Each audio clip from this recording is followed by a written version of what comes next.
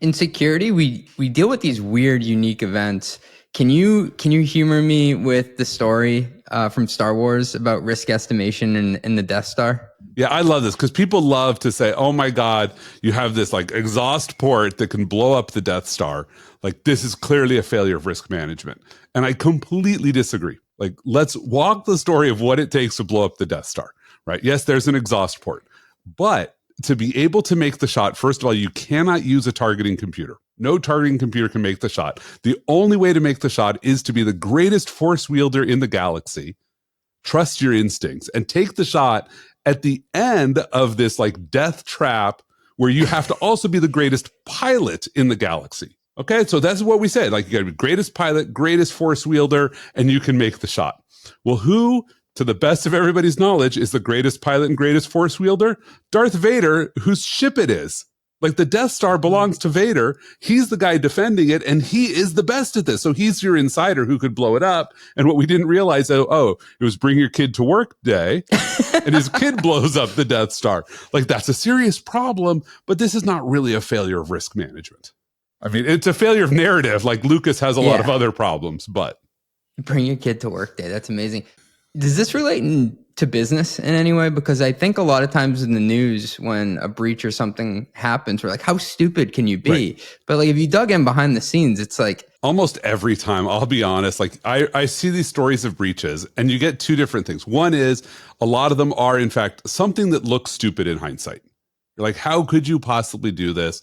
Well, if you've never built systems, you understand exactly how it could happen. And you see this on the finance side of the world.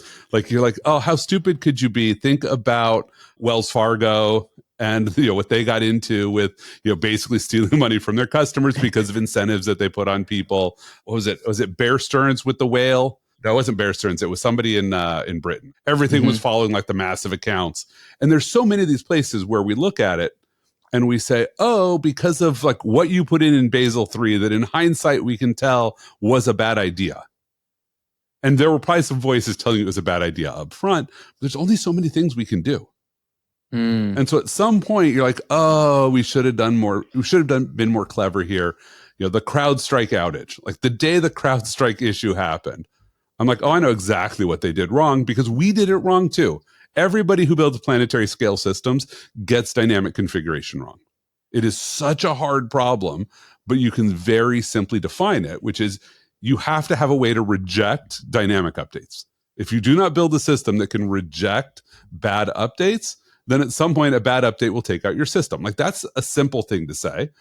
And if your system is planetary scale, it's all over the globe, then at some point you're going to blow up the whole system. And a lot of people will have a bad day. Like Akamai did it, Cloudflare did it, CrowdStrike's done it. Almost everybody has had that failure in one fashion or another, after which people build resilient defenses. But those defenses are actually really expensive to get right. Run the Numbers is a mostly LLC production. Yelling an intro by Fat Joe. Artwork by some AI thingamajig. Podcast and video editing is done by Cleancast at cleancast.io. Nothing said on this podcast is intended to be business or investment advice. It's the sole opinion of me, a guy who feeds his dog too much ice cream and has a history of net operating losses, LOL. If you like this podcast, please hit subscribe. It would mean a lot to me. And also check out mostlymetrics.com. That's my newsletter where I explore business models and financial metrics. Thanks for riding with me. Share this with your friends. Peace.